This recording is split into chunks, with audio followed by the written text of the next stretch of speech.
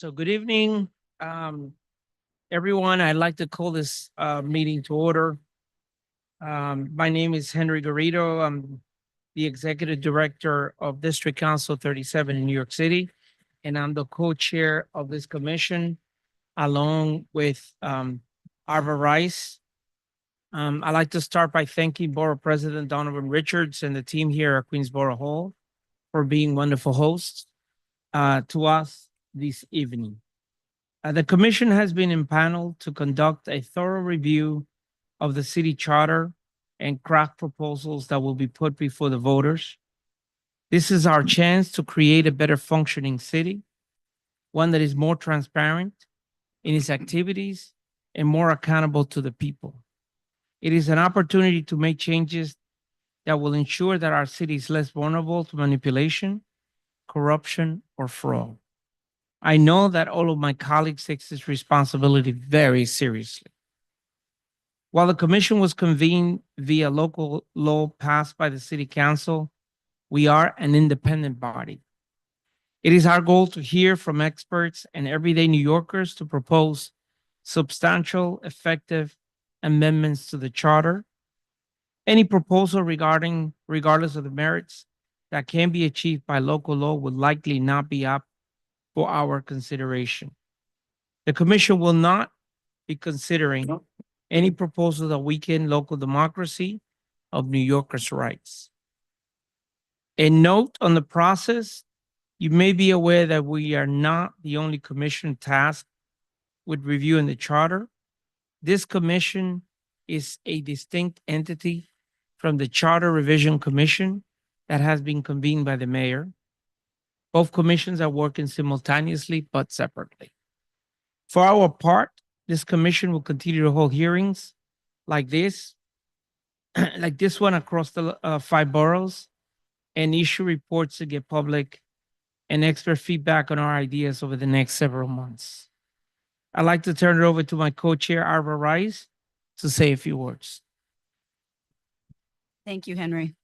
My name is Arva Rice, and I'm the president and CEO of the New York Urban League. I'm happy to be here at this third hearing of the commission. At each hearing, we have heard testimony that not only strengthens our call to increase transparency and accountability, but also strengthen our local democracy. We have unfortunately also seen our leaders at every level of government demonstrate exactly why we need to be concerned about those ideals. This is our opportunity to bolster New York City, to ensure that our foundational documents are protected and expand democracy and justice. I look forward to hearing today's testimony. Thank you, Arva. Next, I'd like to ask the members of the commission to briefly introduce themselves, starting with our co-chair, I guess.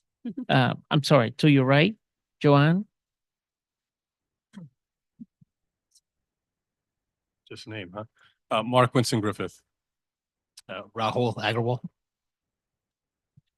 Alan Swisher. Dr. Ram Raju. Robert Broglia. Matt Gawal. Thank you. And I believe that represents that we have a quorum. We also have some commissioners online. Would you kindly introduce yourself, starting with you, Manny? Manny Bastrich.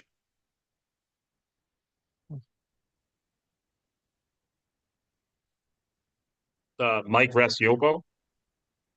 Welcome, Mike. Thank you. All right. So for the first order of business, we have the adoption of the minutes. Before we start the testimony, there are minutes corresponding for March 10th of this year, and they've been distributed to everyone. No, commissioners could vote across the board, but the vote of those who are online are not counted towards the quorum. Are there any questions about the minutes? In that case, can I hear a motion to adopt the minutes for March 10th? So moved. Motion has been made. Can I hear a second? Second. Motion has been made and properly second. Do we have vote? Okay. All in favor, please signify by saying aye. Aye. Any opposed? Any abstention? The ayes have it and so ordered. The motion carries. Thank you, everyone. Now we are going to hear testimony. Before we begin, I'd like to remind the members of the public that this is a formal government hearing or proceedings and that decorum shall be observed at all times. As such, members of the public shall remain silent at all times. The witness table is reserved for people who wish to testify. Video recording or photography is not allowed from the witness table. At tonight's hearing, we are going to ask folks to limit their testimony to 3 minutes in relation to strengthening local democracy and improving government transparency and accountability through the revision of the city charter. Commissioners are encouraged to ask questions based on testimony given. Written testimony can be submitted to info@thecommission.nyc. I'll repeat that again, info@thecommission.nyc. It can be any length and welcome up to 72 hours after this hearing. I'd like to ask our first witness to come to the table. Please introduce yourself. And I believe the first witness is Councilmember Williamson. Okay. We have also been joined by Rachel. But Rachel, are you here? Hi, welcome. Would you like to introduce yourself, please? Sure. I'm Rachel Goodman. I'm the Chief of Staff at the New York City Comptroller's Office and the Comptroller's appointee to the Commission. And I was stuck in traffic on the Belt Parkway. I apologize. Welcome. You may begin. Please introduce yourself. Okay, good evening, Commissioners. I am Natasha Williams, Council Member for the 27th Council District. And it is an honor to be here with you today, standing before a body of dedicated to ensuring that our democracy is strong, inclusive, and responsive to the needs of every New Yorker. Democracy is not a spectator sport. It thrives when people feel heard, when they know their voices matter, when the government works for them, not around them. That's why I'm here today to present 2 ideas that will move us toward a more transparent, efficient, and equitable city government. First, we must commit to making community engagement a fundamental pillar of public infrastructure projects. This is why I'm asking the Commission to introduce the Percent for Engagement initiative. Similar to the longstanding Percent for Art program, this charter revision would ensure that every major capital project, those exceeding $100 million in public investment, allocates a 1% portion of its funding to direct, meaningful engagement with the communities affected. This charter revision would require the Civic Engagement Commission to create a citywide civic engagement plan, a data-driven approach to public participation. The CCEP would assess past civic engagement efforts and set minimum standards for future projects. The plan would establish project-specific engagement templates tailored to the demographics of affected areas, ensuring that outreach is both strategic and impactful. Additionally, the initiative would introduce measurable engagement metrics such as minimum thresholds for mail responses, social media interactions, and public meeting participation, ensuring that engagement efforts are not just symbolic, but effective. The CEC would also be responsible for post-project evaluations through qualitative surveys to assess how well the community was informed and involved. And I'll just take a little segue to say I'm currently working on a neighborhood plan, and I have had to personally buy food for members of the community to come and engage around this plan in the evening. And so if there was actually a budget set aside to really meaningfully engage with the community, I think our outreach efforts, especially on major projects, whether it's rezonings or infrastructure projects, would be much better. Oftentimes, agencies are struggling to do the bare minimum when they're reaching out to our communities. This is about trust. It is about giving people the knowledge and access they need to shape the future of their community. And when people trust the process, they trust their government. The second measure I bring before you is about ensuring that our city's commitment to equity is not just rhetorical, but financial. That's where Intro 1137 comes in. This bill would guarantee stable and sufficient funding for 2 critical agencies, the Equal Employment Practices Commission, and the Commission on Civil and Human Rights. These bodies do the hard, often unseen work of ensuring fairness in the workplace and safeguarding the rights of New Yorkers. Currently, these agencies rely on unpredictable funding, which can limit their ability to conduct investigations, enforce anti-discrimination laws, and provide vital community outreach. This bill would change that by setting minimum funding thresholds. The Equal Employment Practices Commission would receive at least 0.01%, such a small margin, of the city's personnel services budget, ensuring it has the resources to oversee and enforce employment equity. The Commission on Civil and Human Rights would receive a budget equivalent to the licensing and enforcement allocations of the Department of Consumer and Worker Protection, giving it the financial backing necessary to hold businesses and institutions accountable for civil rights violations. These agencies are essential to protecting New Yorkers, yet years of disinvestment have left them struggling to meet rising demands. At CCHR, staffing has dropped 73% since 2018, while hate crimes and discrimination inquiries have surged. Last year, CCHR resolved only 471 of 12,190 inquiries due to underfunding. At EEPC, with only 9 staff members and minimal funding, EEPC cannot adequately ensure equal employment opportunities across 143 city agencies. If enacted immediately, this bill would double CCHR's budget to $30.8 million from $13.6 million and almost triple EEPC's budget to $3.3 million from $1.2 million, providing resources to meet their missions. By tying their budgets to a percentage of the city's personnel service expenses and the Department of Consumer and Worker Protection's enforcement funding, we are ensuring that these agencies have the resources to do their job effectively. Equity is not a luxury, and civil rights enforcement should never be subject to political whims or budget shortfalls. What I am asking for today is simple. I am asking for a government that listens, a government that shows up for its people in their neighborhoods, in their workplaces, and in their everyday lives. I'm asking for a democracy that doesn't just open its doors, but steps out onto the streets and says, we see you, we hear you, and we are working for you. We have an opportunity here to make this city a model for civic engagement and equity, to set a standard that says every New Yorker, no matter their zip code, no matter their background, has a right to be a part of this conversation. We cannot allow the growing tide of exclusion and regression to strip away the hard-fought protections that safeguard our most vulnerable communities.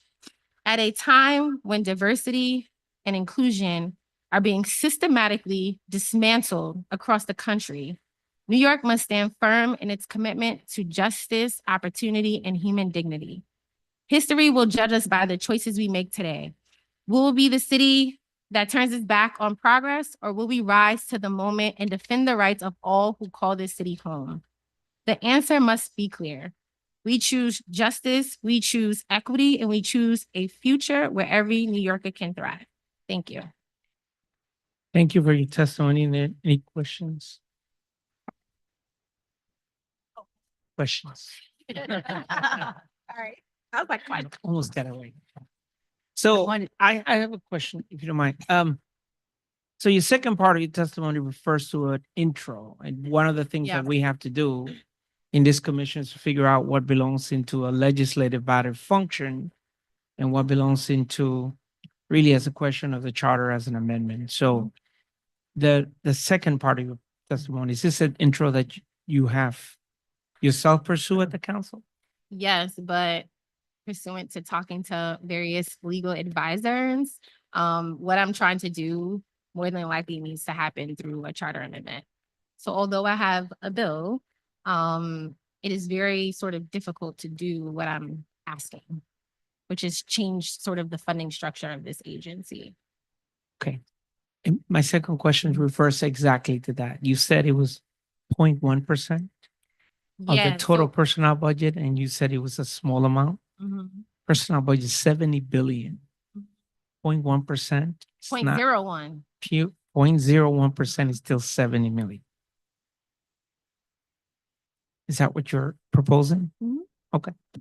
Just for the record, It's a Doing small the amount math. considering the $1 billion you just just mentioned. doing the math. I just want to make sure we get the math right. So any other questions? And that was 7 million for particularly for the Commission on Human Rights, correct?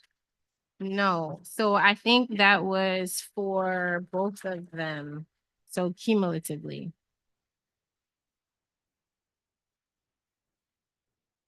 For both EEPC and the. Yes. Actually, no, that was for EEPC. And then the Commission on Civil and Human Rights budget would be attuned similar to how the Department of Consumer and Worker Protection budget is. I don't have the percentage for that, but it would essentially follow the same methodology as that budget. As a former commissioner for the EEPC, I wanted to thank you. Oh, you're welcome. I love the EEPC and they never have money to do anything. I believe there's another question. Yeah, can I ask, so two questions related. One is, how did you arrive at those particular funding numbers? Like why 0.01% and why make it equivalent to DCWP? And then the second is, in the last few years, I think on almost every city agency has probably had their budget cut.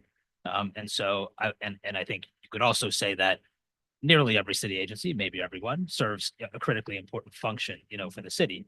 So why is it that you're sort of singling out CCHR and EEPC for this particular, funding legislation? And that's not to say that I disagree with you as to why they're critically important. I agree. I just don't understand why you would say or only these two and none of the others. And if it's none of the others, well, I'll leave it at that. Yeah, so for your first question, for the 0.01% and then attuning CCHR's budget to DCWP is based off of a ton of conversations we had with advocates, a conversation that we had internally with the council's legislative division, the finance division, thinking about how the city currently crafts their budget for similar like agencies. DCWP does similar work as CCHR. Sometimes they will fine individuals if they are, found guilty of a particular discriminatory act. And so we were looking to find some form of precedence to what other entities do. So for EEPC, we tried to model it. Originally, the idea was to model it off of IBO, because the IBO has a similar type of metric that is kind of attuned to OMB. And so we were thinking about what equivalent agency would make sense for the respective agencies. And then in terms of why I mentioned these entities, I should have mentioned I'm the chair of the Civil and Human Rights Committee. So I'm always going to focus on the agencies that are within my purview, but I support any funding metric that ensures that our independent agencies have the resources that they need. And I know Jeff Baker is going to talk a lot about that in his testimony. And I do plan to submit written testimony where I will be a little bit more comprehensive on some ideas I have for various independent city agencies, whether it's, conflicts of interest board, and et cetera.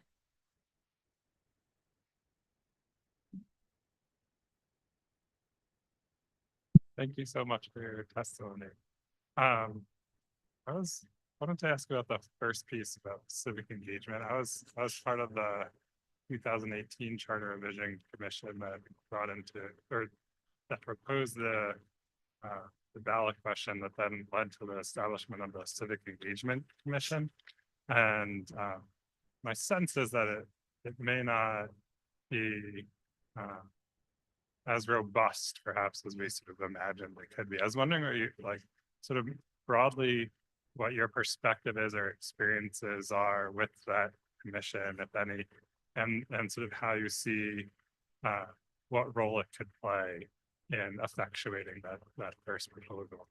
Yeah, I definitely think it is an untapped resource because they don't have the resources they need to do the comprehensive work of reaching the 8 million New Yorkers that live in New York City. So I definitely think they could be doing more if they had more. And I do believe that's the most appropriate entity to help with this initiative. A group of advocates actually came to me with the idea. And I was like thrilled. I'm like, this is a great idea because oftentimes the community outreach component of major projects is an afterthought. So requiring that there is money set aside in advance to ensure robust community engagement, I think is a really good way. So many times I hear, even right now, I didn't know this was happening. I hear that tons of times. Even though we've knocked on doors, we send mailers, I paid for robocalls, my own money, to make sure people know about, and not council money, like my own personal money, to make sure that community members know about what was happening with the Jamaican Neighborhood Plan. And to this day, and we've been doing this for over the last 2 years, and to this day, I still meet people that say they didn't know about it. And if I'm being honest, the outreach could be better. It could be more, but we can only do what we have the capacity and resources to do. So I do think this is a good way, and that the CEC is a good agency to carry out the work. Thank you. I really hope we can use that existing infrastructure in more robust ways like this. That was good. Thank you. Any other questions, John? How are you? Good to see you. I love the idea of the civic engagement, community outreach, because having done many projects, I will say communities of color are always the last to know, especially immigrants, and that is, they are embedded throughout the city. And so while they might have innovative ideas or they definitely have ideas about what they want in their neighborhood, there was no outreach and there was no real language access to incorporate their feedback. So I really love this idea. And the other thing, today must be my CCHR day, because I was at a meeting and ran into a friend who was at CCHR, and I did not realize the percentage of staff who've left.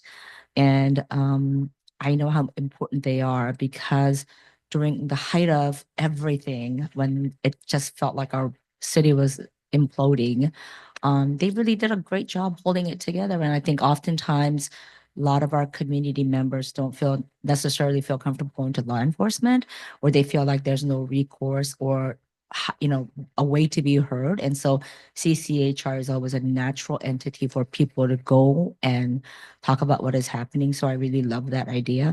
And I think I did not this number just blows me away, because, during the height of anti-Asian violence, we worked so closely with them. And there was a lot of really robust outreach being done throughout the city. And I had been thinking, they're a little quiet these days. And now more than ever, right, continues to be anti-Asian hate. There continues to be, violence, attached to Islamophobia, anti-Semitism. There's still LGBTQ, anti-Blackness. Everything you can think of is happening now. And this is when we need them to weigh in. So I really love this idea. And thank you for that. Anyone else? All right, thank you for your testimony today. Thank you. I'm like chuckling because I'm like, oh, this is how people feel when they come to our hearings. Thank you.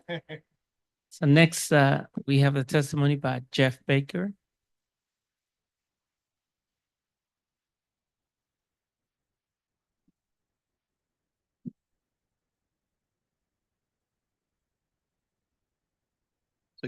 Good evening, Co-Chairs Garrido and Rice, and the other members of the Commission to Strengthen Local Democracy. My name is Jeffrey Baker, and I'm the Deputy Chief of Staff for Legislation and Policy at the New York City Council.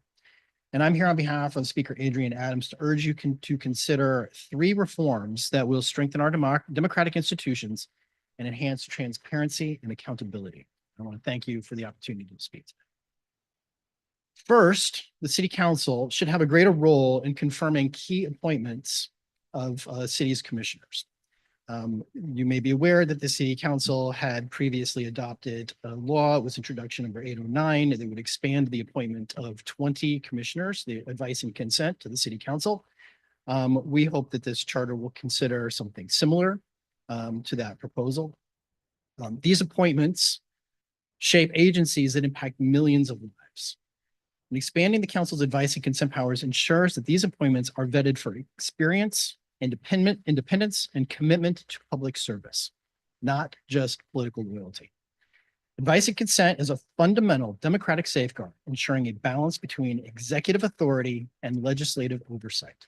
It exists at all levels of government to protect institutions from overreach and autocracy. Second, just to parrot what Councilmember Williams has previously testified to, I'm here to ask of the city's investigatory and oversight agencies, such as the Department of Investigation, the Civilian Complaint Review Board, the Conflicts of Interest Board, the Board of Corrections, and the Procurement Policy Board, should be strengthened and made more independent to shield them against improper influence. These are the entities that the city has that protect citizens from abuse, fraud, and general mismanagement of the city. And they should not be undermined through budget cuts that limit their ability to function, or by the arbitrary removals of commissioners and board members that mean that they cannot do their jobs. This commission should consider setting the budgets of these oversight agencies at a fixed percentage. I'm not going to suggest what that percentage might be, but consider a fixed percentage based on the agencies or agencies that they oversee, or in relation to the city's total population or the workforce, city's total workforce population, whatever is relevant to their work. This ensures that as the agency that they're overseeing grows and takes on additional responsibilities, that the oversight entity that is responsible for managing them has the appropriate resources to continue to do their work. Similarly, if an agency is contracted, then their oversight agencies could also be contracted. So by setting it at a fixed percentage, we're not locking in any set guaranteed amount of money, and it grows or contracts with the work that they do. This commission should also consider removal protections to protect against politically motivated firings. This could include, there's a number of different things that this commission could consider. For example, requiring city council approval for certain removals, or instituting fixed terms of office for council member or for these board members or other commissioners, such that they only come up for appointment at fixed intervals and they're guaranteed their term of service. And on that, I would say similarly, the Corp Council, who a prior commission did put under the advice and consent of the city council, should also have removal protections to protect them against unjustified removals. Here again, it could be a fixed term. It could be having that removal approved by the city council or some other similar provision. If we're serious about rooting out corruption and abuse, we must guarantee that these oversight and investigatory agencies have the independence they need to do their jobs. Finally, the last proposal, we must establish greater accountability for the use and misuse of emergency powers. While emergency authority is necessary in times of crisis, recent years have demonstrated the risks of unchecked executive action, whether through emergency contracts, prolonged law suspensions, or indefinite emergency declarations, or even self-inflicted crises. We must ensure that these extraordinary powers do not become routine. We need stronger guardrails, whether through legislative oversight, time limits, or independent review to prevent overreach while still allowing swift responses to true emergencies. These reforms are not about politics, they're about principles. They ensure that the government remains transparent, accountable, and responsive to the people, not just the office of the mayor. So I urge this commission to seize the opportunity to strengthen our charter and protect the integrity of our city's democracy. I'm happy to answer questions on any of these or anything else that pertains to the work in city. Thank you, Mr. Baker. Are there any questions, Dr. Ranju? You want to go first, sir?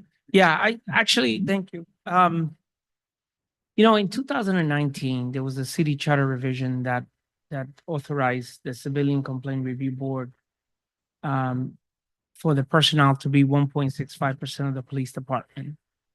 And the Office of Management and Budget has not allowed the CCRB to go forward with that requirement.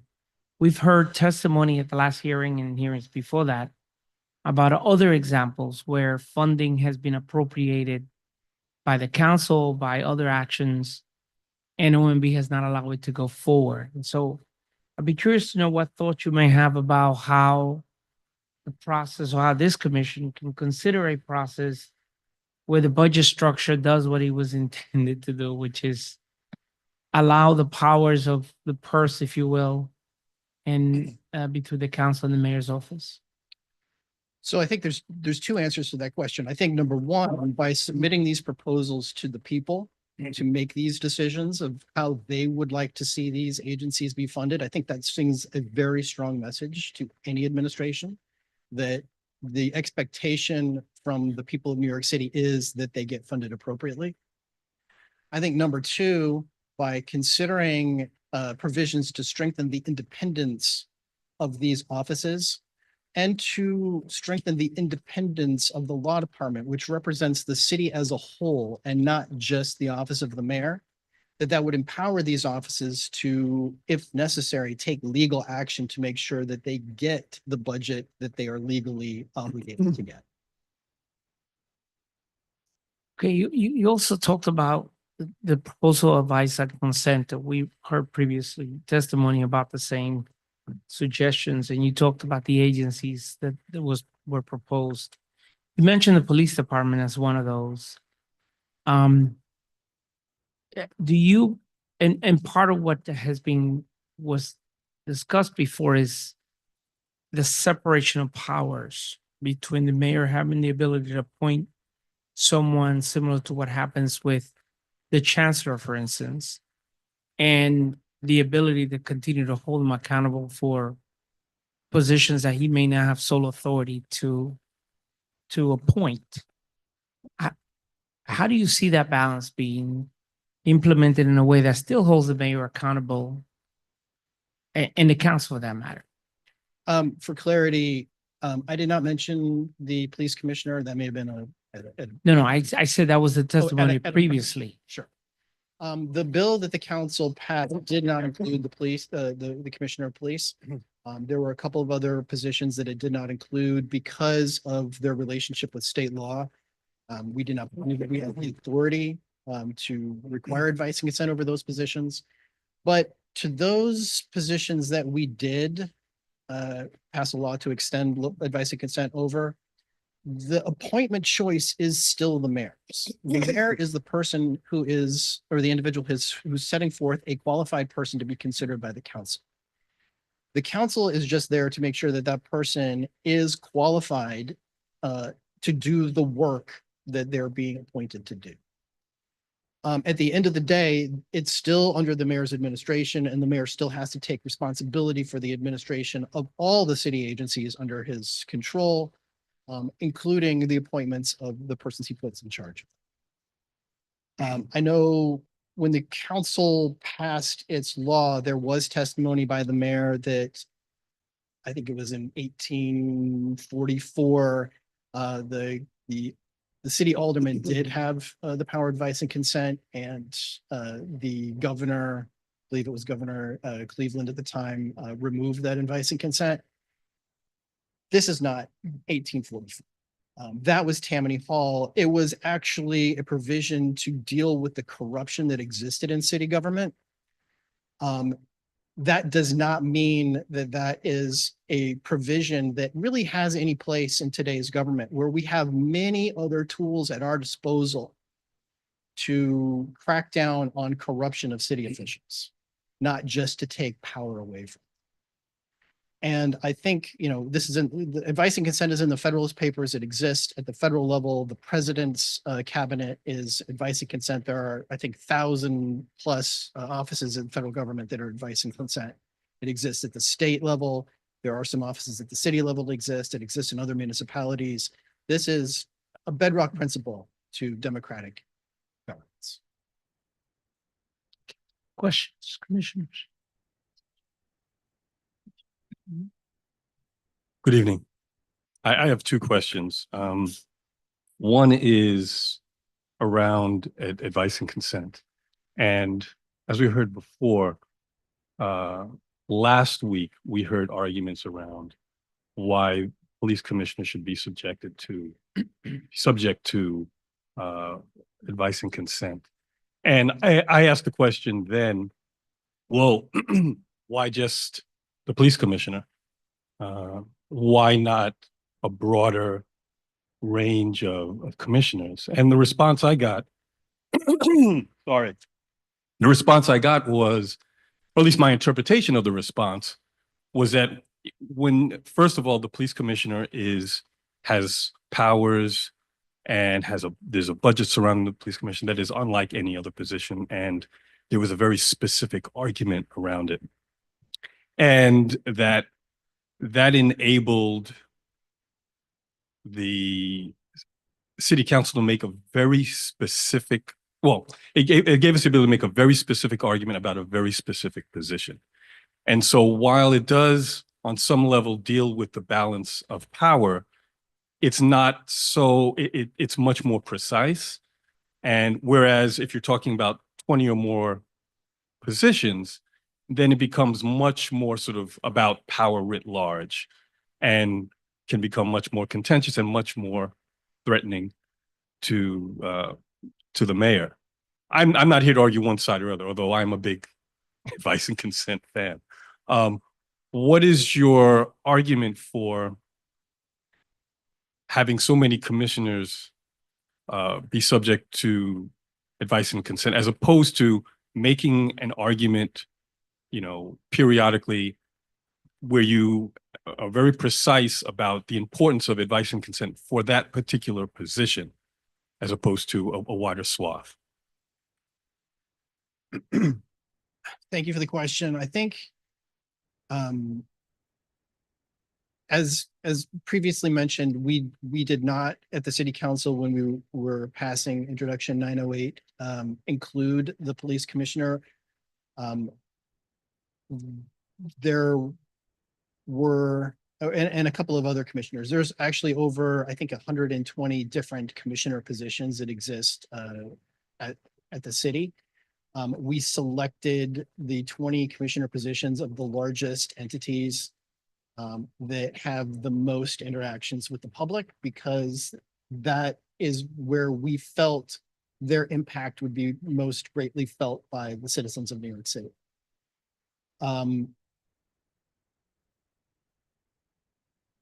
I don't, you know, we could, you know, provide testimony to break down exactly why we think each of the commissioners should be, you know, subject to advice and consent. I'm happy to work on filling out the record for that. Okay. My second question is about the emergency powers that you want to put I wouldn't say put a check on, but just hold the mayor accountable. And you suggested that, I agree, that there have been a lot of political motivations on many different levels of government that have abused and exploited emergency powers. So how in this situation, how in this case would you ensure that in a true non-political emergency, that the safeguards you're putting in don't actually slow things and hinder the ability to respond in an appropriate fashion? Right. Thank you for that question. First of all, absolutely, there is a place for emergency powers. No question. And the city and the state and the government and the federal government have faced emergencies over the last 5 years that absolutely warrant the exercise of emergency powers. So I'm not suggesting that these emergency declarations that were made were done inappropriately or with malice. Where we, not in all cases, we do. Right. No, I got that. But even where they were done, you know, I don't think anybody would question the emergency declaration around COVID, but the COVID declaration lasted over 3 years, which when you look at the provisions of Executive Law 24, it's clearly envisioning a scenario where the normal apparatus of the government does not have the time to do the work it needs to do in order to respond to the crisis. Therefore, it empowers the executive to take emergency actions. I think there is a pretty good argument that anytime that the other bodies of government can deliberate and take the actions that they have the authority to take, I think that's good evidence that the crisis portion of whatever you're dealing with, the emergency portion of it, is probably past or is passing. And that the normal routine functions of government can now take over. Obviously there were supply chain issues. There were, acquiring, medical beds, or for the asylum seeker crisis, being able to site shelters. That, the suspension of certain zoning laws or other laws were required to do that. And, I think that's an appropriate response. But once you get to a certain point and you can anticipate that, this is how many we have today, we can anticipate that in 6 months, this is where we're going to be. Why can't you then take those actions that are necessary today to meet the demand that you expect tomorrow? I think that's a management problem and not an emergency. So there are some limits to what I think this body or what the city council could do around curbing executive authority. But I do think having additional reporting requirements, having oversight, having some independent review, some standards or guardrails that would push back against just perpetually declaring emergencies and keeping them rolling for years and years. Currently, there are 3 emergencies that the city is facing right now, today. So one is a continuing emergency that was inherited from de Blasio on the staffing of Rikers. Another one is the asylum seeker crisis, which Mayor Adams declared. And the third one is an emergency that the mayor claims was created by a Democratic body passing a local law, which we're currently in litigation against. But those are the 3 emergencies that exist today. But since 2020, we've had the COVID emergency, Hurricane Ida, baby formula, and monkeypox on top of those other. I just have a quick question in regards to removal protections. I wanted you to talk a little bit more about what type of protections that you have in mind. And then also if would they apply to the executive staff of the oversight agencies and or to the boards that govern them? Thank you for that question. I don't think that we have any specific ideas in mind. I think different bodies probably would require different protections. Not every measure would be, it's no one size fits all approach. I think some independents might be just having the guaranteed budget, might give them enough independence to do their job. They may not need removal protection, but for those that do, what can be considered would be, for example, the commissioner of investigation. The commissioner was to be removed, to have that be approved through the city council might be one idea that could be used. And it could be similar to, how the city council handles veto overrides. If there is a veto, the council takes no action within 30 days, the veto stands. So if there was a removal, and the council took no action within 30 days, the removal stands. But if the council took an action to stop the removal, then that would affect. Alternatively, I think there's other ideas that this body could consider, including, setting a fixed period for the commissioner. So if commissioner is appointed, they get to serve 2 years, 4 years, whatever the appropriate number is. And probably, having that staggered with the office of the mayor, such that, they'll have an appointment coming up within their first year for a new commissioner. Commissioner June. Thank you, Mr. Baker. I really enjoyed your suggestions. A couple of comments and questions. On the emergency power, right? The major concern, I am of the opinion that the mayor should have absolute power to declare emergency, which you agreed with. You are worried about how long it is and what is the reason for extending it. The major issue with this is the emergency contracting mechanism. That is what is really making everybody very antsy about it. Rest of the things, I don't think people care as much as the contracting issues. So we can always say that the contract, any contract, emergency contract need to be reviewed within a certain period of time by the council. And basically then somebody provides emergency contracting, but after 90 days or 30 days, whatever time it is, the council says, hey, this is not the right contract for us, or it is not beneficial, then that contract ends at that point. So instead of completely eradicating the entire emergency issue, we could probably look at it differently. And how do you want to do that? That's my first question, emergency. The consent and power, right? The problem with that is what is happening. I've been gone through this on multiple levels at the federal government and also here in the city government. It is somehow this consent and advice turns into a litmus test for ideology of the party, which is basically running the Senate, Congress, or city council. So it is never really comes to the qualifications or competency issue.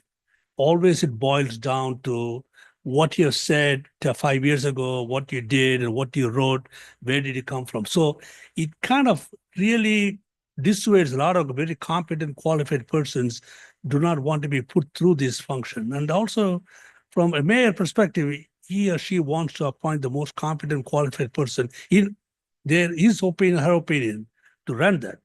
So how do I guarantee that this will not become an ideological litmus test, one? And the number two is the timeliness.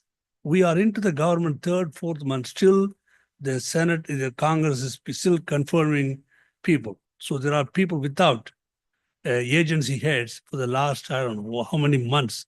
So these kind of things really a major problem, especially in a city, where if the city council takes, let's say, 3 months to confirm somebody or even to bring them in, how do we guard against that? That's the second question. The third one you talked about is either the defined term limits, as well as the inability of the mayor not to fire people. It is the downside of that is what happens if the agency head after 6 months found to be totally incompetent? So then the problem is then he or she will continue for 4 more years or 3 more years. What is the criteria for that to do that? The second thing will be the mayor. If you really want your boss doesn't like you or has a problem with you, then just holding on to the position doesn't really mean that you are really doing a good job. Because having been in that positions before, I can tell you, because they can make your life difficult in multiple different ways. And you could still have the title, but you are so ineffective in what you do. At that point, people say, wait a minute, let me go. It's not worth it. So all three areas, I agree with you, but all three areas have got some downside, which we need to carefully consider. Thank you for the questions. I agree. There is no silver bullet that's going to fix all the problems, either with mayor's executive action or with protecting these bodies' independence. I think these are important questions for this body to consider. I don't think, again, there's also no right answer for every single body. I think there's probably a mix of different tools that should be considered and applied where the circumstances warrant it. I just want, you asked a lot of questions. I can try to answer them all, but the one that really stuck out at me is, the contracting issue that you brought up. I do agree the contracting issue is very important. A lot of people are very concerned about how money was spent during the emergency process and whether those contracts were well negotiated and the city was getting the value that it should have gotten for those contracts. I don't mean to suggest that the city council is the appropriate body for reviewing those contracts. It may or may not be, but I do think having some additional guardrails around having those contracts just being written for whatever the executive wants at the time does need to be reviewed. But beyond that, I would also say that there is a larger problem with just these sort of rolling executive action and emergency action. Anytime there is an emergency executive order, the mayor is authorized to suspend laws that a democratic institution enacted And if the mayor has the power to just suspend laws or even threaten to suspend laws as this emergency continues to go on, it has cut out a democratic institution from the policymaking necessary to deal with just the normal functioning of city government. Now, if you're in the first few weeks of a crisis, fine. Legislative body's not going to respond that quickly anyway. But when you're 6 months in and the legislative body says this is what the policy of the city should be, why should the mayor be able to arbitrarily decide that they don't need to adhere to that democratic process? I agree with you. That's why I said we should not really get away from not declaring emergency, but once it declared, somebody has to take a look at it, the reason, continuation of that, as well as the contracting, what comes with that. So I completely agree with you. And the second issue is where the investigatory body heads need to be protected. I agree, but that you don't want to be, put them in a crosshair when they're investigating somebody and they're being dismissed. Those 2 points I completely agree with you. But I just wanted to make sure that if instead of addressing the emergency powers itself, we can put in some mechanisms to guard them so they go off the guardrails as opposed to just attacking the emergency power itself. Yeah, I agree Thank you. completely. Any other question? Wait, on this way. Hang on. Go ahead first. Yes, Me first. good. Yeah. Just really narrowly on the issue of emergency contracts. As it stands currently, the controller has to approve a suspension of the normal procurement rules during an emergency and can unauthorize that at any point, even if the mayor hasn't declared the emergency over. So we are no longer, the controller's office is no longer accepting emergency contracts for the asylum seekers, even though that emergency is still in effect. So you could imagine something similar in other kinds of ways. And the controller's office does still receive the emergency contracts. There's less that we can do at that point, but it's not just so folks know, it's not like there's no oversight of the contract once it's been entered into. It basically just means that the contract can start before we look at it rather than that we never look at it. So there may be I actually think that, not to, hoard the powers of the controller's office, I actually think that the contracting part of emergency procurement is actually probably covered, and that maybe that could be a model to use for some other elements of emergency declarations. My question. Sorry, Commissioner. Can you use the mic? Sorry. So I'll say that, I've made a career out of always responding to crisis. And so this question might be like, everybody might be like, how do you not know that? But is there a clear I think COVID is a perfect example of having to declare emergency, right? But other than something like that, where it was a global crisis, is there some kind of guideline or some outline of what is considered emergency? Because I think I share some of the things you're saying when everybody else is saying is like, anything could be an emergency, right? Like that's what worries me. And is there something written down? Like, I'm kind of a checklist kind of person, and not that we need to have that, right? But is there something that is some type of protocol that we look at? The other thing is, with emergency spending, is there some, the more I think about this, the more I'm having a hard time articulating because I'm so confounded by this. But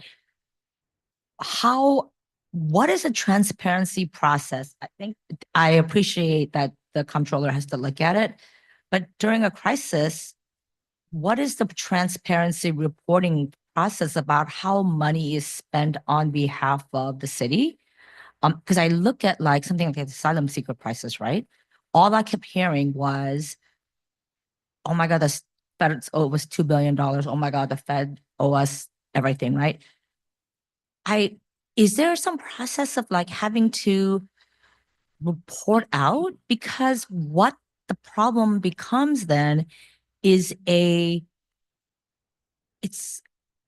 the general public seems to, what I am very angry and frustrated about to be personally, is that there was a crisis with the asylum seekers, obviously, but the anger, there was a lot of different factors, but of the budget and how things were handled, but all the anger got directed towards them to be, you're the reason why our city's whatever, right?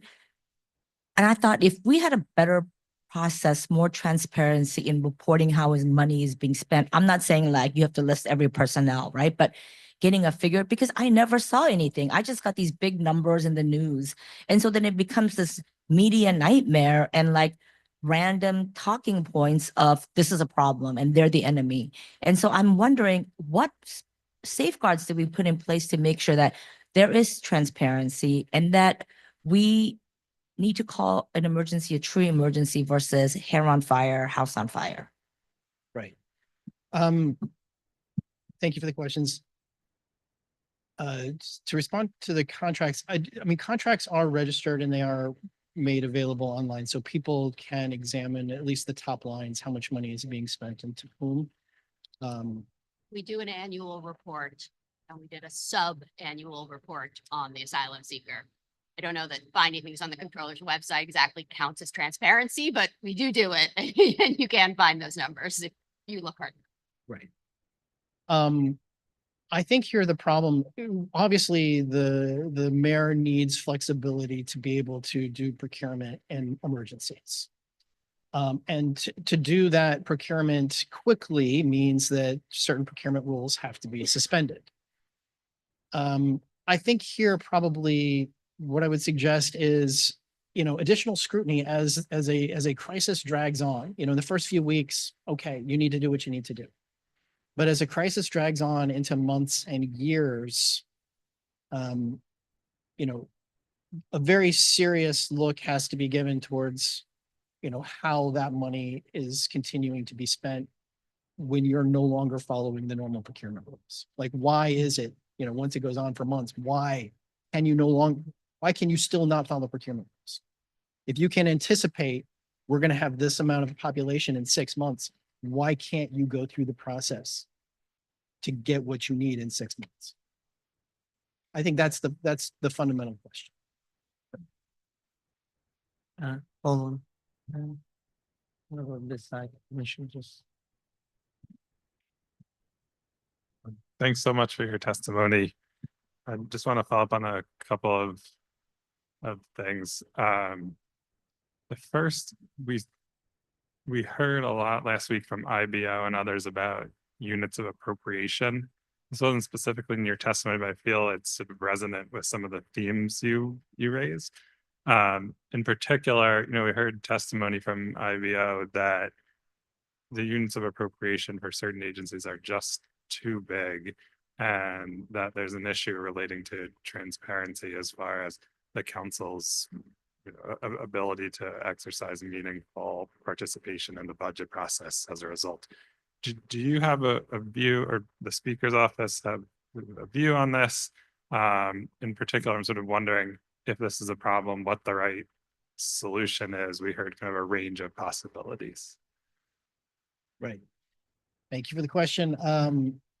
It is already my division is not the finance division. I do understand that they will be testifying at a future hearing, so they'll probably have a much more robust answer to this question. But I believe it is already a requirement under the charter that the units of appropriation be broken down by project for every agency. That is not a practice that is currently followed. The number of units of appropriation that the council has been able to get has increased over the years, but it's part of the budget negotiation process to get greater and greater transparency with every budget that's passed. So I absolutely agree with the position that it is necessary to understand what the city is spending its money on, and for the council to do its job effectively. So Thanks. So when they testify, thank you. And so the other area I wanted to explore is, and you hinted at this a little bit, is sort of a failure to implement local laws by the administration, which seems to be potentially an issue. And that was raised in testimony last week, I think, in Manhattan. So I was wondering, like, from your perspective, in your role where you oversee the legislation and more at the council, but is this an issue? And if so, do you have a sense of what a mechanism could be to sort of force implementation, so to speak, or is it just that there needs to be litigation? Thank you for the question. I think there's always going to be circumstances where the administration and the city council don't see eye to eye on implementation. Whether a bill that is enacted is legal or whether it is being whether it is being implemented in a way that is compliant with the law. So I think there's always going to be that sort of tension. I think that gets resolved in a lot of different ways, including just, communication between staff members, oversight hearings. That's just part of the normal functioning of government. We're talking about the very serious, clear violations, or what would appear to be clear violations of the law that was enacted. Yes, in some cases, litigation is appropriate. I think, however, having an independent law department would be very helpful in having them independently be able to make a determination of what they think the law is. And the city council might be on the losing side of that. Yeah. But but those answers are not going to be politically motivated or based on who the mayor is, or isn't. That they're going to make an independent judgment as to what the law should be and whether or not a law can be legally followed or not. And they're going to give that advice to agencies. They're, during the bill drafting and negotiation process, they will also give that advice to us.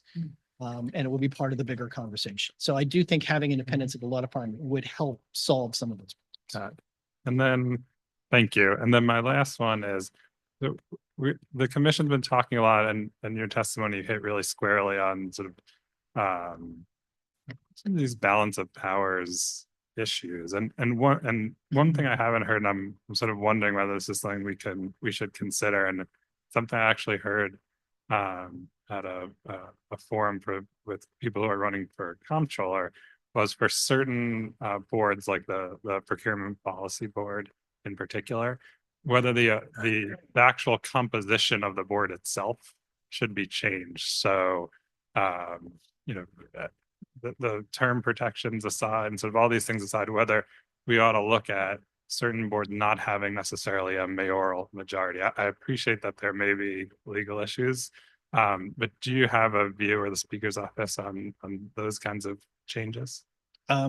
No, I think that is certainly for certain boards, that could be an appropriate tool to ensure a diversity of opinion and that a board is representing the people more than just a particular administration. Thank you so much. Okay, I'm going to push back a little bit because there's some questions. One thing is to have a bill that the mayor may not like, that he has a right to veto, and the council has a right to override, and then the mayor instructing agency commissioners not to implement.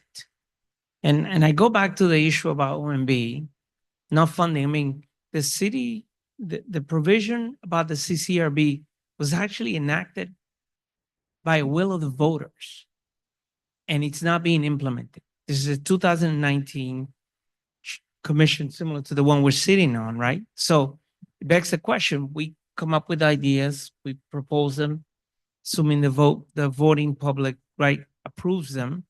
And then the mayor, whoever that person may be, decides not to implement it because they don't like the provision. You see, so, and my question, I guess, goes back to why isn't the council calling the commissioner and testifying and grilling them about that very same thing?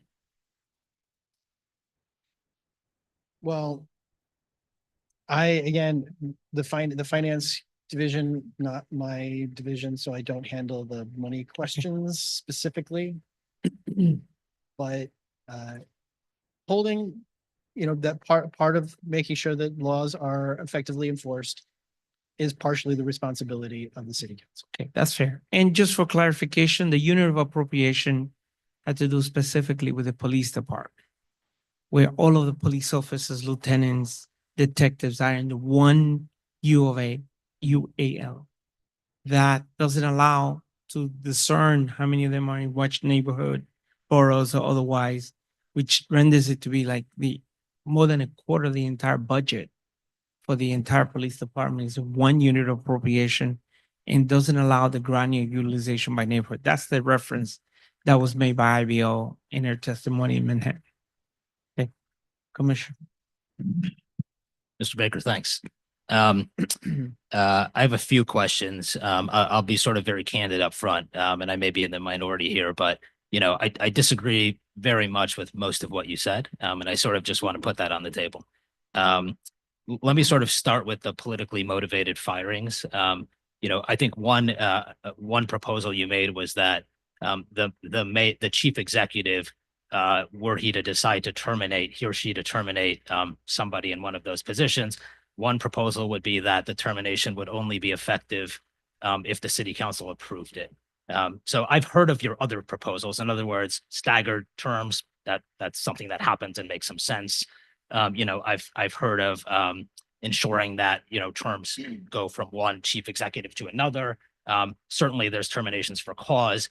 I have never heard of this idea that the city council could effectively veto, you know, the right to terminate an employee. So I'm just sort of wondering, are you aware of that provision anywhere else, you know, whether it be state, federal, or other local governments, that the actual legislative body can say, no, thanks, we reject your termination?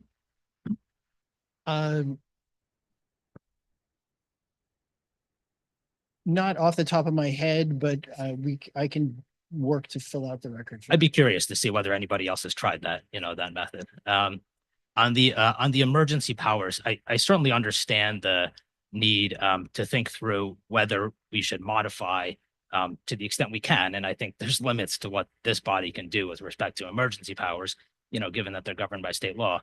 But I certainly understand, you know, the inclination to talk through emergency powers and sort of how and whether and when they're utilized. I guess my sort of reaction to your, you know, your comment is it sort of seems to me like you are, after the fact, reevaluating the emergency to sort of talk about when the legislative body was ready to act. And so, you know, chief executives are in the middle of an emergency and are sort of reacting in the moment.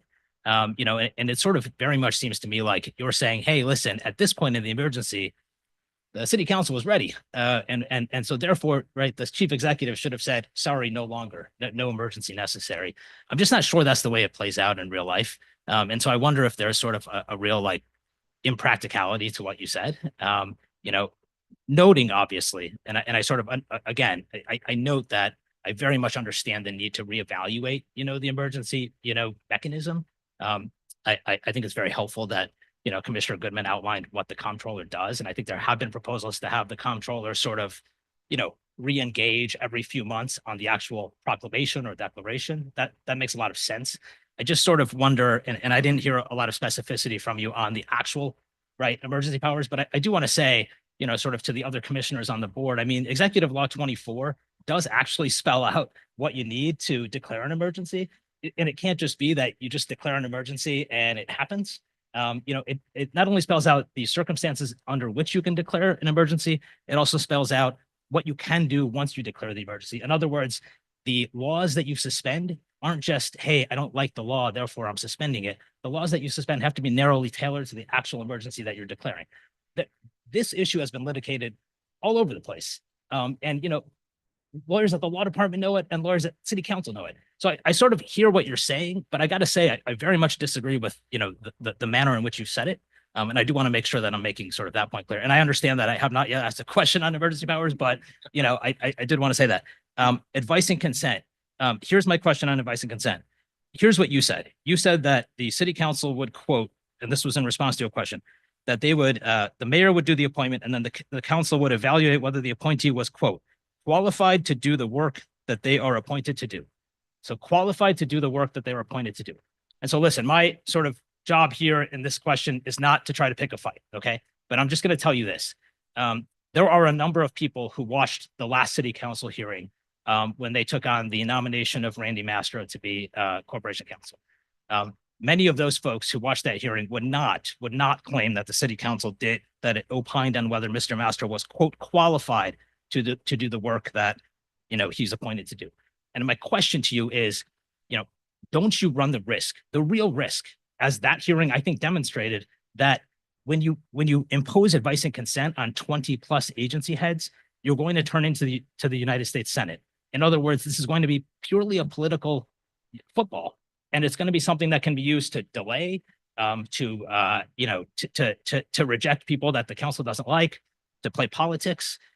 Isn't that something that you want to avoid? And if so, how do you avoid it when you're asking, to basically expand this power to another 20 agency heads? Thank you for the question. I think with respect to the appointment of Mr. Mastro, what may be missed in the question was that Mastro also, or the Corp Council also represents the City Council and other agencies not under the mayor. So the appropriateness question or qualification question is a little bit different in that circumstance. Okay, I don't agree, but what's your answer to my question about how you avoid politics? I mean, everything is politics, but there've been hundreds of appointments that have been done at the city council that have been approved. The bill that was passed by the council, 908, had time limits such that the council would not have the ability to drag on appointment for months. They either would have to act or the appointment would go through. I think that's appropriate. I don't think that the city council should be able to hold up an appointment by dragging its feet. I think that everybody recognizes that these commissioners have to do the work of the people and they need to be on the job as quickly as possible. And I think the council has taken seriously the appointment power that it does already have and has approved, almost every single appointment that has been put before it and done so in a timely manner. So, I don't think it would be in the interest of the city council to turn it into a political theater. And just to be clear, I mean, right now you have appointment power over 3 people, right? The COIB head, the DOI head, and the corporation council. There are a number of boards that the council has appointment or advice and consent over. Okay, but on the sort of agency head list, I think what you're proposing is to expand it from the 3 that I've mentioned to approximately like 20 plus. Is that right? Well, the bill that the council passed, right, expanded it to 12. Yeah, I mean, you're here in support of that bill. The council passed it. It is a validly enacted law, and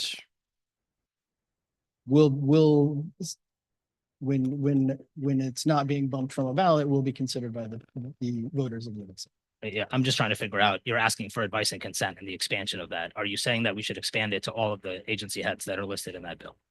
I think that would be appropriate. Sure. I can go on, but I'll stop. Please don't. Thanks. Okay. Yeah. Thank you. Anything else? Thank you, Mr. Maker. We have other testimony, including testimony that we're going to hear virtually on Zoom.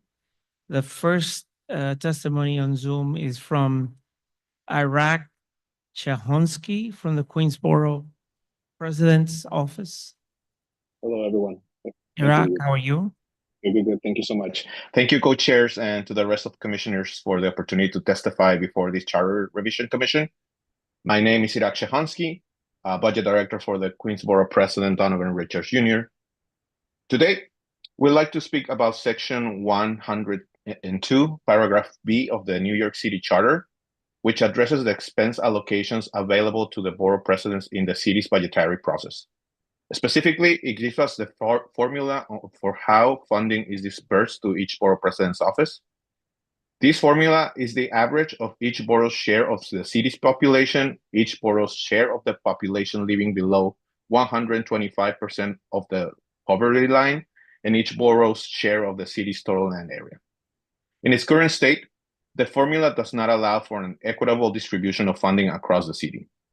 The formula does not take into consideration the sharp population growth that Queens has experienced in recent years, nor does it take into consideration the current economic impacts of that growth on renters or homeowners. Even though Queens continues to be the fastest growing borough in terms of population and housing, and that Queens is the largest borough by land area, our expense funding per capita is continuously the lowest in the city. This is further exacerbated by the approximately 50,000 asylum seekers who have been under our care here in the Worldsboro. While we are proud to open our arms to those seeking to build a life in Queens, the influx of new arrivals only furthers the need for more equitable formula. For example, in the fiscal year 2024 adopted budget, the Queens population was over 2.4 million, but received a mere $2.20 per person in expense funding. In comparison, Manhattan received $3.05 per person in expense funding, despite having nearly 800,000 fewer residents. Meanwhile, Staten Island received $9.54 per person in expense funding, despite having nearly 2 million fewer residents than Queens. All of this means that Queens residents receive much less in overall investment than residents of all boroughs, an injustice that must be rectified. The expense funding formula is clearly outdated and inefficient. If we are to ensure that every New York City resident gets their fair share of funding, the formula must be updated. One example, the formula could include the forecast of creation of school seats projected by the School Construction Authority 5-year capital plan. This element will allow the city to factor in the population growth already expected by the administration and will allow to reach population who may not be receiving any government benefits and therefore not considered in any other population metrics. I urge the Charter Revision Commission to look into this matter and ensure the legal text of our city adheres to take into consideration the current socioeconomic reality we live in.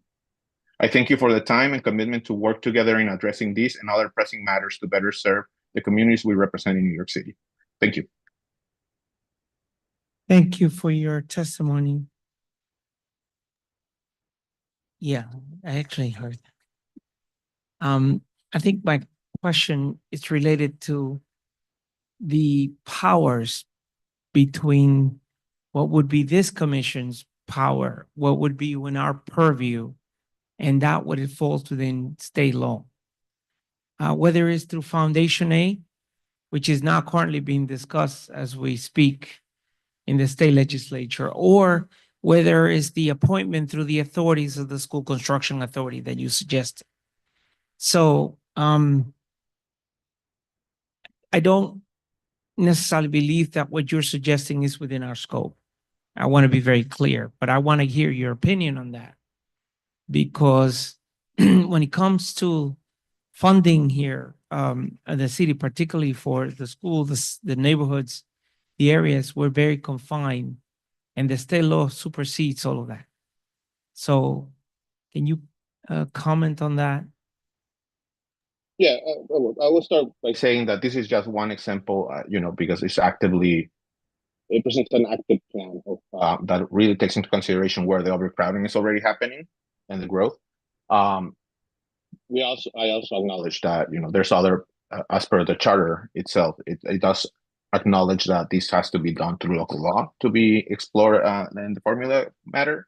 However, we don't want to leave any stone unturned to try to serve our 2.4 million residents. I understand the position in this. However, the administration in the city does participate in the development plan of the cities.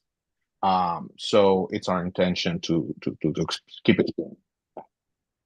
And you do know that the Foundation A, one of the factors is population, as you have suggested. That is already in the current formula. Correct. Okay. Thank you. Any questions, commissioners? All right. Thank you for your testimony. Thank you. We now have the second testimony on Zoom. Anna Humphrey from the Center for Independence of the Disabled.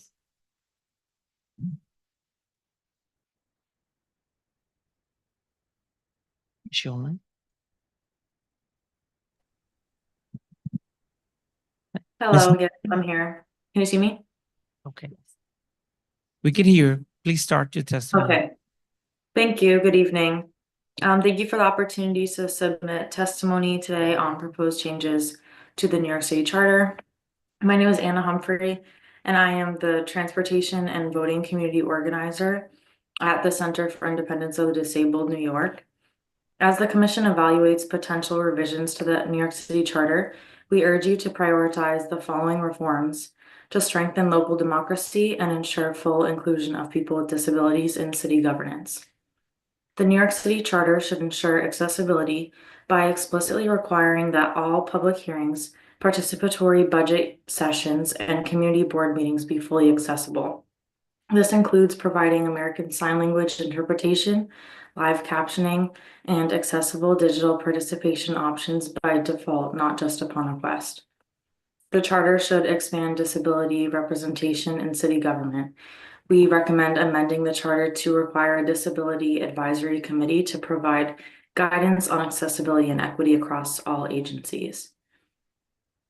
Additionally, there should be dedicated seats for people with disabilities on major decision-making bodies, including the NYC Planning Commission and Civic Engagement Commission.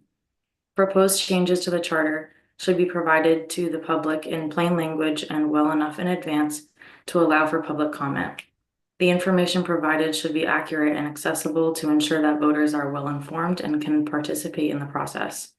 As the city works to strengthen local democracy, it's critical that people with disabilities are not only included but centered in the conversation. We urge the Commission to incorporate these reforms into the NYC Charter and ensure that accessibility and equity remain at the forefront of city governance. Thank you for your time and consideration.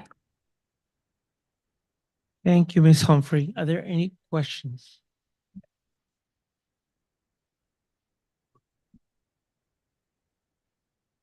Hi, good evening.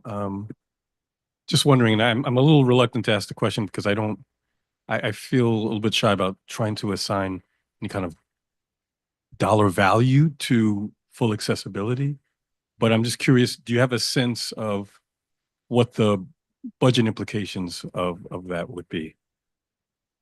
So specifically for the accessibility of ASL interpretation at public facing hearings and budget sessions and things of that nature, those are, and I mean, it would depend on which ASL agency or interpretation agency, whether it's ASL or any other language, could be up to a couple $1,000s, but it's also usually an hourly rate, and that would be per session.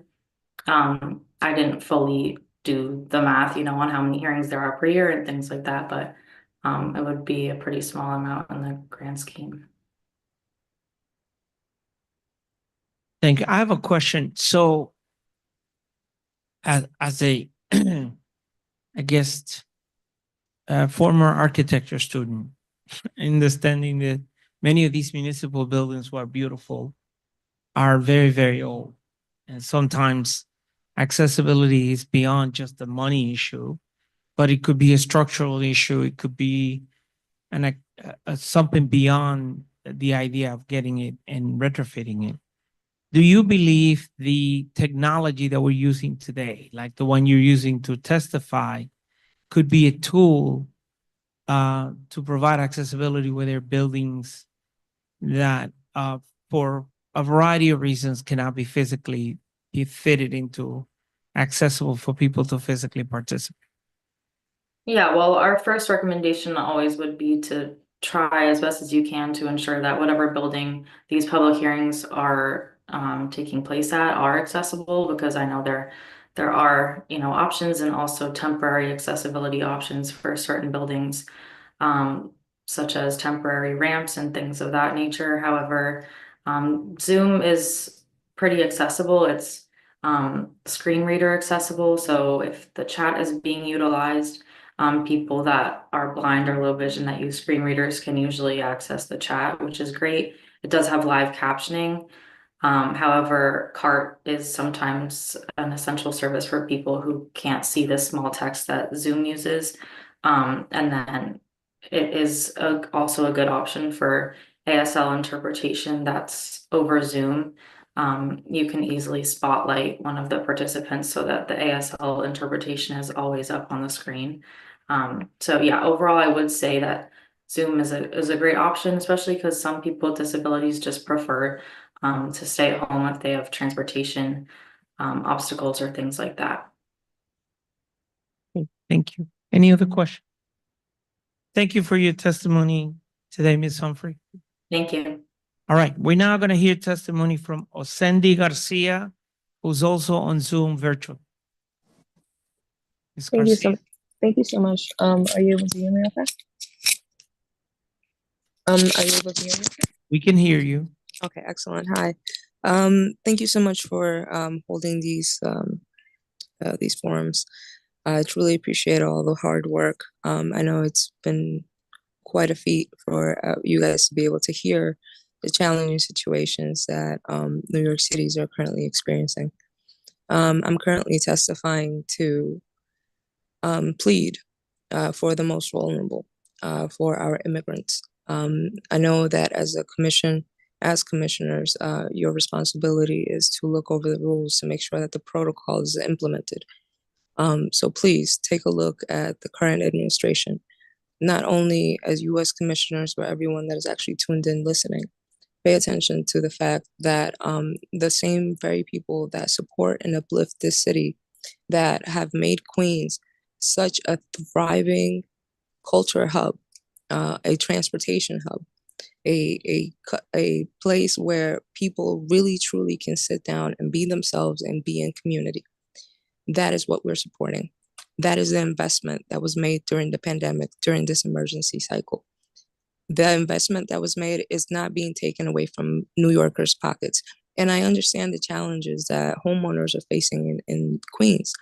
You know, I canvassed, I spoke with so many of y'all, and I understand the concerns. I understand your fears. I understand your love and your devotion to the Constitution. Now, as you know, in the NRA, I had a few guns pointed at me up there. A lot of respect to the NRA, to the members, not the institution. Anyway, Queens is in crisis. New York City as a whole is in crisis. So I am pleading for you to not only consider the budget, to consider the impact that this budget will have on immigrants, that, you know, that this charter has on the people that came here with a dream. You know, if we're going to continue using the tagline, you know, New York is where dreams are made of, let's actually give people an opportunity to create their dreams. And let's stop villainizing them for simply existing and attempting to create this very same dream that we sold them once upon a time. I still believe in it. I still believe in our city. I still believe in what we can do. And I know we have the capability to do that. We have the administration, we have the people, we have the drive and the desire. And we most definitely have the culture, and we most definitely had the budget to be able to make it safe. And we can't continue to do that unless we actually acknowledge the impact that policies and, you know, negative speeches that this current administration has been using, the impact that is having on our communities. Like there's an individual who was currently in court today after being stabbed repeatedly by someone who hated him because he was an immigrant, because he spoke Spanish. That is the reality that a lot of people are facing. So it's not just, is someone, you know, is someone fit for the job? It's someone willing to do the job. They have the capabilities, the desire to be able to do the job. And as a city, are we able to provide them support to be able to do that? I truly believe that we can. So thank you so much for taking the time to hear me today. And thank you so much for all the hard work. Thank you, Ms. Garcia. Thank you for your testimony. I could tell you that as an immigrant myself, I feel the passion in your words and echo some of them. However, I could tell you that there are limitations as to what this commission can do. And some of the federal policies that have been implemented right here in New York is one of those limitations. And so, but in terms of advocacy and other things, I not only hear but agree with you on the vilification many of the people who came to this country as immigrants who have contributed to the society in so many different ways. Any questions by any of the commissioners? May I make a Sure. comment? Thank you. While I understand the limitations that this commission has, I still hold a standard that that we, as a sanctuary city, as a city charter, the pillars of what actually made the city so successful and to be able to actually create this nation as it is, we need to be able to uphold that. So it is extremely important for any individual who is in a leadership position at this time, who has power and is able to actually implement and actually hold the line for the individuals who are in danger because of haphazard policies and mood swings by an administration that isn't taking into consideration the large impacts that these reforms could have. I am simply asking the commission to consider the fact that we are still a sanctuary city, that we are still New York City. And however this federal administration wants to handle it, New York City still has the power to handle local New York City issues. So please, as a New Yorker, not just an immigrant, as commissioners, as I don't know who's in the room, but every single one of you that's in that room, you have the power to be able to actually make sure that our people don't die in the streets from hunger, from not being able to access a bathroom, from not being able to access education, from not being able to actually access their family because they've been thrown in jail, where maybe possibly they could die. Because I don't know if the commission has had the opportunity to take a look at what's going on in Rikers, because the city council went to Rikers and they hid the fact that someone passed away the day before they actually went. So please, that is all I ask of this commission, to remember where we are. Thank you. Thank you, Ms. Garcia. Are there any other questions? All right, thank you for your testimony. Appreciate you. It's now 6:50. We do not have anyone who have signed up to testify, but we do have some announcements to make. I want to remind everyone that the next hearings are scheduled for Thursday, March 20th at the College of Staten Island. And following that, there will be a hearing on Monday, March 24th at Lehman College. All the hearings are from 5 to 7 p.m. and folks are invited to testify either in person or via Zoom. Registrations and further details on all hearings are on our website at www.thecommission.nyc, www.thecommission.nyc. With that, we will entertain a motion to adjourn. I want to thank everybody for coming, and for those who testified online and virtually, can we get a motion to adjourn, please? Chairperson, just one question. Sure. On Thursday, that our meeting conflicts with the borough president's state of the borough address at the same time on Staten Island. Instant. Yes, yeah. So just want to, on the Bronx, yeah, okay. So just want to let you know in case if I miss the meeting, that may be because I interacted with the borough president. Okay. Thank I you. appreciate, duly noted, duly noted. At this time, I will entertain a motion to adjourn. Motion to adjourn. Can we get a second? A motion has been made and properly second. All those in favor, please signify by saying aye. Aye. Any opposed? Any abstention? The ayes have it, and so order we are adjourned. Thank you, everyone.